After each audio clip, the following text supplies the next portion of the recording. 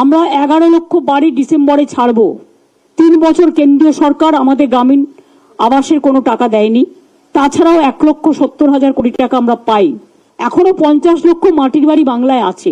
50 লক্ষ আমরা করতে পেরেছি 13 বছরে, প্লাস আরো 1.5 লক্ষ বাড়ি যাদের বন্যায় ভেঙে গেছে, তাদেরটা আমি ইনক্লুড করব, যেখান থেকেই হোক না কেন টাকা যোগ। দীর্ঘ 10 বছর ধরে ওরা দেখছে না, 1 পয়সা খরচও করেনি গঙ্গার ভাঙনের জন্য।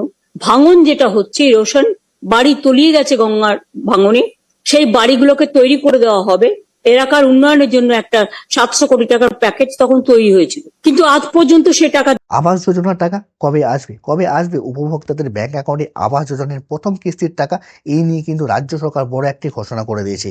এবার টাকা দেওয়া যে প্রস্তুতি শুরু করেছে রাজ্য সরকার। কেন্দ্র সরকার দুর্নীতির অভিযোগ তুলে বারবার আবাসের টাকা বন্ধ রেখেছে এবং 100 দিনের টাকাও কিন্তু বন্ধ রেখেছে। সেই টাকা দিয়েছে রাজ্য সরকার। এই নিয়েই কিন্তু এই যে আবাসের টাকা, সে টাকা দেওয়ার তালিকাও স্বচ্ছতা বজায় রাখার জন্য কিছুদিন আগে পঞ্চায়েত দপ্তর 11 দফার নির্দেশ দিয়েছিল। আবাস যোজনা নিয়ে এবার নয়া নির্দেশ দিল রাজ্য সরকার। আগামী 31শে ডিসেম্বরের মধ্যেই আবাস যোজনার টাকা কিন্তু দেওয়ার কাজ শুরু করতে হবে, এই নির্দেশ দিয়েছে জেলা শাসক, পঞ্চায়েত দপ্তর সবাইকে। তবে তার আগেই 3টি স্তরে আবাসের তালিকা অনুমোদন দেওয়ার কাজ কিন্তু করতে হবে। নির্ধারিত সময়ে আরও 3 দিন বেশি সময় দিল রাজ্য সরকার। চূড়ান্ত তালিকা তৈরি করে পাঠাতে হবে। তার জন্য জেলা শাসককে দেওয়া হয়েছিল বাড়তি 3 দিন সময়। 20 তারিখের বদলে 23শে ডিসেম্বরের মধ্যেই টাকা ছাড়ার জন্য তৈরি থাকতে হবে জেলা শাসককে, তার নির্দেশ দেওয়া হয়েছে। এদিকে নবান্ন সূত্রে খবর, গ্রামসভা থেকে শুরু করে ব্লক লেভেল কমিটি এবং ডিস্ট্রিক্ট লেভেল কমিটি, এই 3টি স্তরে শুরু হবে 3টি পর্যায়ে আবাস তালিকার অনুমোদন দেওয়ার কাজ। তবে টাকা তারপরেই বরাদ্দ করা হবে।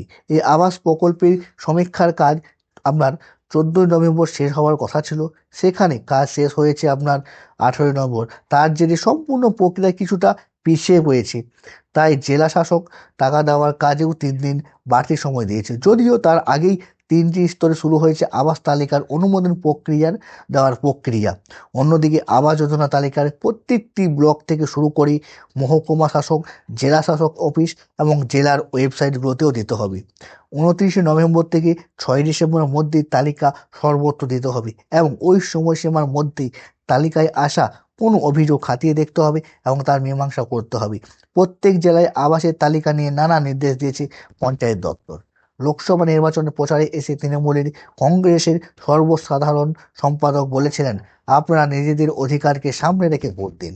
আগামী 31শে ডিসেম্বরের মধ্যেই আবাস যোজনা প্রথম কিস্তি যে টাকা দেবে রাজ্য সরকার, এবার সেই টাকা দেওয়ার প্রক্রিয়াও শুরু হয়েছে।